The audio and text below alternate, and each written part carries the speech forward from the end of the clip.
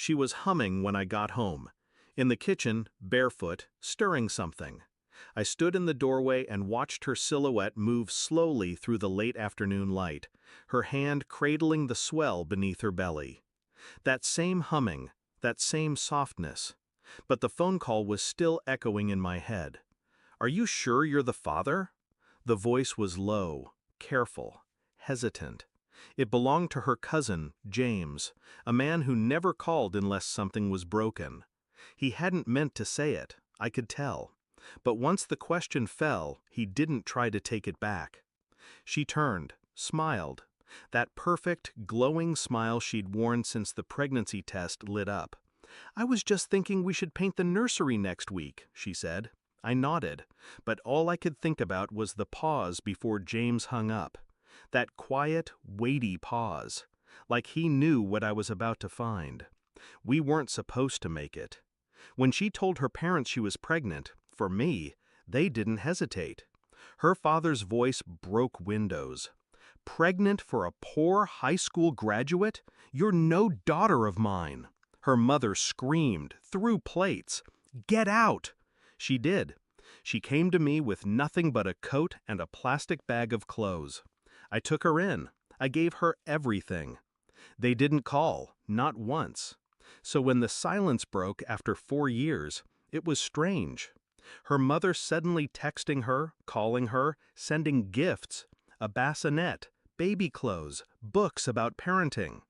And then one day, while folding laundry, I noticed a receipt. Dinner, rooftop restaurant, 2 weeks ago. Expensive. I wasn't there. "I met with Mom," she said, smoothly. "She wants to rebuild. No hesitation, no flicker. Just calm lies delivered with lips I once trusted." But James had known. Something. Enough to call me. Enough to ask that. And now the pieces had started to slide into place like quiet teeth in a trap. I didn't rage. I didn't accuse. I started listening, watching.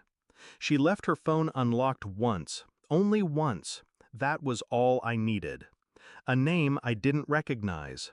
A thread of messages too carefully deleted, except one, archived instead of erased.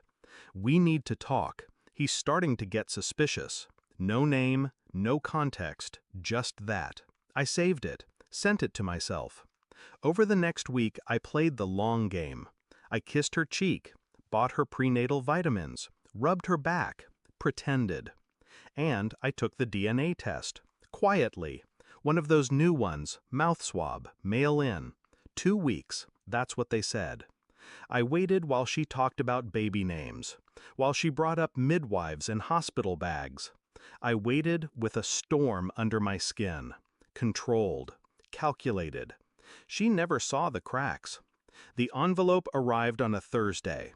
I opened it in the car, alone, parked outside the same rooftop restaurant on her latest reconciliation lunch with her mother. I didn't react, just read, and reread. 0% probability of paternity. Not 10, not 2, 0. The baby she carried wasn't mine. I waited at the restaurant, sat where I could see the entrance. 30 minutes later, she emerged, not with her mother, with a man, older, graying, expensive watch, her father. They hugged. He kissed her forehead. I think I stopped breathing. That night, I cooked dinner, her favorite, chicken and cream sauce. She walked in, glowing again, laughing. "I saw Dad today," she said. "He's changed. He wants to help raise the baby." I handed her an envelope. The DNA results. Sealed. Clean. "What's this?" "Just open it." Her fingers hesitated. I watched her pupils shift as she read. Twice. 3 times. Then her voice cracked. "You did this behind my back?" I didn't answer, just stared at her. No anger, no voice, stillness. She backed away, trembling. "It doesn't mean anything.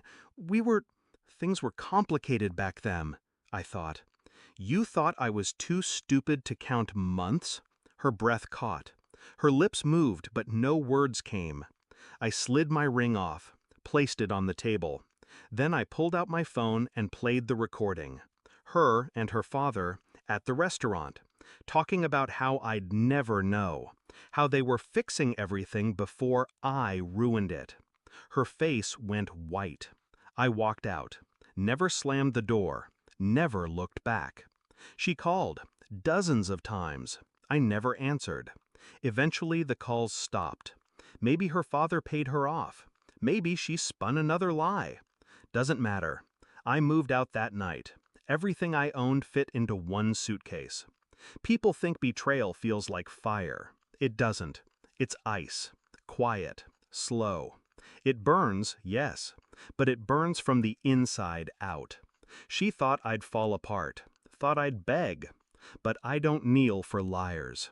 And she'll wake up every morning knowing I know, that I walked away, calm, unbroken, and that the man she deceived without blinking saw everything.